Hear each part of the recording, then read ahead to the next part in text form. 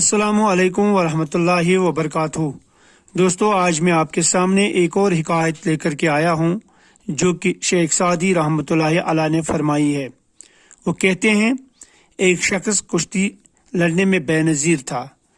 वो 360 दाव पेच जानता था और इनको इस्तेमाल भी करता था। हर नई कुश्ती में नया पेच लड़ाता। इसके दिल का लगाव एक शागिर्द से हो गया, यानी वो इससे बहुत चाहने लगा।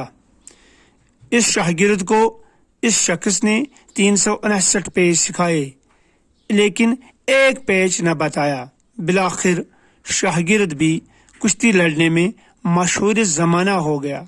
किसी को इसके साथ मुकाबला की ताकत न रही। एक दिन बादशाह ये वक्त को कहा कि उस्ताद को भी मुकाबला की ताब नहीं, सिर्फ इससे फजीलत हासिल है। तो बवजह उस्ताद होने के बादशाह को ये बात नागवार गुजरी। हुक्म फरमाया, उस्ताद व शागिर्द को मैदान में लाओ। नौजवान पहले मस्त यानी तकब्बराना अंदाज में होकर के मैदान में उतरा। बादशाह और वज़रा व उमरा और मुशीरानी कार सब जमा हुए।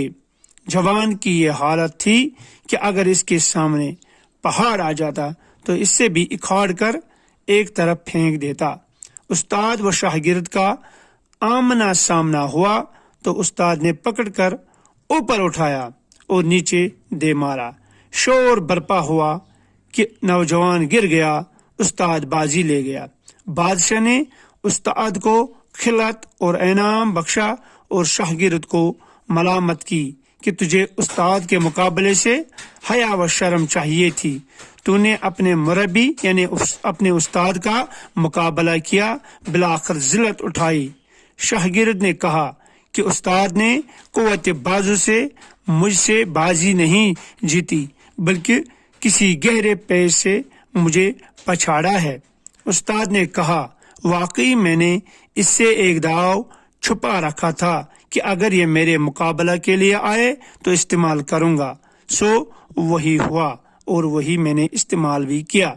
दोस्तों, इस कहानी से पता चलता है कि अपने ही उस्ताद के साथ कोई नागवार बात गुजरनी तो इससे एक इंसान ज़लील ख़ार हो जाता है। हमें चाहिए कि अपने उस्तादों का, किसी भी फन का उस्ताद हो, वो किसी भी चीज़ में माहिर हो और हमें सिखाता हो, तो हमें चाहिए कि हर हाल में उसकी इज्जत पेश रखा जाए।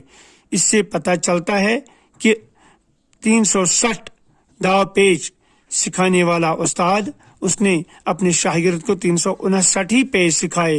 वो इसलिए कि वो इससे आजमाना चाहता था, कहीं ये मेरे मध्य मुकाबल ही खड़ा ना हो जाए। बिलाकर वही हुआ कि वो उसके मुकाबल खड़ा हो गया, लेकिन 360 में से 359 सिखाने पर एक पेच से उस्ताद ने अपने शागिर्द को फिर मात दी और इस तरह से अपने उस्ताद होने का सही ढंग लोगों के सामने पेश किया। अस्सलाम वालेकुम।